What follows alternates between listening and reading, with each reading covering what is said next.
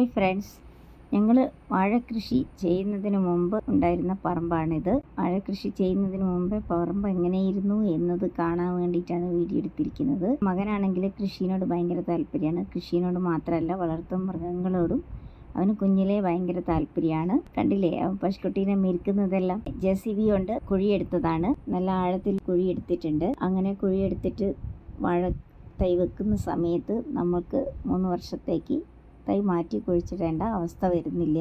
ഒരു കുഴിയിൽ നമുക്ക് 4 കന്ന് വെക്കാവുന്നതാണ്. പിന്നെ കാറ്റത്തൊടിഞ്ഞു പോവോ ഒന്നുമില്ല ഇങ്ങനെ വാഴ കൃഷി ചെയ്യുന്ന സമയത്ത്. പിന്നെ വാഴക്കന്ന് മുക്കത്ത് നിന്നാണ് കൊണ്ടുവന്നിരിക്കുന്നത്. അതിൽ കുമ്മായെല്ലാം റെഡിയാക്കി ഇട്ട് വെച്ചിട്ടുണ്ട്.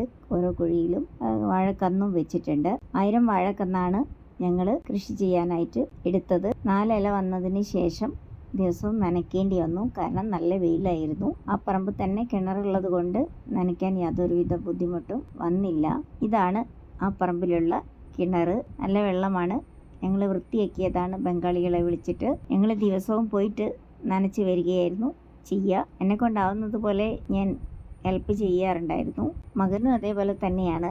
കൃഷിയോട് ഭയങ്കര താല്പര്യമാണ്.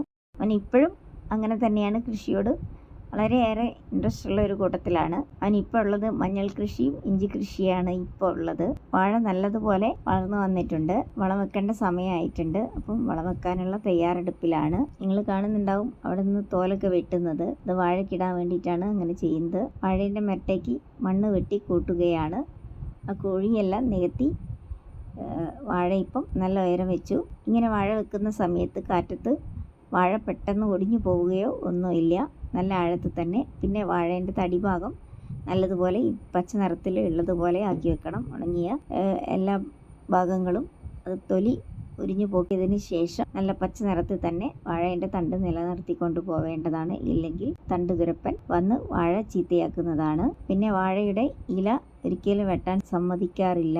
കാരണം വാഴേൻ്റെ ഇല വെട്ടാതിരിക്കാനുള്ള കാരണം എന്താണെന്ന് വെച്ചാൽ, വാഴയിൽ കുല ഉണ്ടാവുന്ന സമയത്ത് കുലയ്ക്ക് കുറയുകയാണ് ചെയ്യുക. അതിൻ്റെ അകത്തൂടെ കറയെല്ലാം കൂടെ അങ്ങനെ പോയിട്ട് വാഴേൻ്റെ കുലയ്ക്ക് വണ്ണം കുറയും. പിന്നെ നല്ലതുപോലെ ഇലയിട്ട് കൊടുക്കുന്നുണ്ട്. മാതൃഭൂമി കൃഷിദർശൻ്റെ ആള് ഞങ്ങളെ വാഴത്തോട്ടം കാണാൻ വരികയും അവർ വീഡിയോ എടുക്കുകയും കൃഷിദർശനിൽ ഞങ്ങളെ വാഴ കൃഷിയുടെ വീഡിയോ അവർ ന്യൂസ് ചാനലിൽ ഇടുകയും ചെയ്തിരുന്നു. കണ്ടില്ലേ, മോന് ഭയങ്കര ഇഷ്ടമാണ് കൃഷിയിൽ. അവൻ ഹെൽപ്പ് ചെയ്യും. തേങ്ങ എടുത്തു കൊണ്ടുവരാനാണെങ്കിലും അടക്ക എടുത്തുകൊണ്ട് വരാനാണെങ്കിലും അങ്ങനെ എന്ത് പണിക്കാണെങ്കിലും അവന് കൃഷിയിൽ ഭയങ്കര താല്പര്യമാണ്. വാഴക്കൈ അരിയുന്നതാണ് അവർ വീഡിയോ എടുത്തുകൊണ്ടിരിക്കുന്നത്. 2 പേര് വന്നിട്ടുണ്ട്. മണ്ണൊക്കെ വെട്ടിക്കൂട്ടാനും അവന് ഇഷ്ടമാണ്. പണിക്കാരുണ്ടെങ്കിലും അവരുടെ കൂട്ടത്തിൽ അവനും പണിക്ക് കൂടുന്നതാണ്. അവനെ കൊണ്ടാവുന്നത് പോലെ എല്ലാം ചെയ്ത് പഠിക്കുകയാണ് അവൻ. ഇപ്പോഴും അങ്ങനെ തന്നെയാണ്. വാഴ കൃഷിയായാലും എന്ത് കൃഷിയായാലും നല്ലതുപോലെ അതിന് വേണ്ട കാര്യങ്ങളൊക്കെ ചെയ്യാനുള്ളത് അവന് നന്നായിട്ട് അറിയാം. വാഴ നല്ലതുപോലെ ഉയരത്തിൽ വന്നിട്ടുണ്ട്. ഒരാളെക്കാളും ഉയരത്തിൽ വന്നിട്ടുണ്ട്. ഞാനൊരു മതിലിൻ്റെ മേലെ കയറി നിന്നിട്ടാണ് വീഡിയോ എടുക്കുന്നത്. ആത്മയുടെ കീഴിലാണ് ഞങ്ങൾ വാഴ കൃഷി ചെയ്തിരിക്കുന്നത്. അതും ജൈവ രീതിയിൽ മാത്രം. ഞാലിപ്പൂവനാണ് വാഴ. മുക്കത്ത് പോയിട്ടാണ് വാഴ എടുത്തിരുന്നത്. ഈ വർഷവും വാഴ കൃഷി ചെയ്യാനുള്ള തയ്യാറെടുപ്പിലാണ് മോൻ. ഓക്കെ.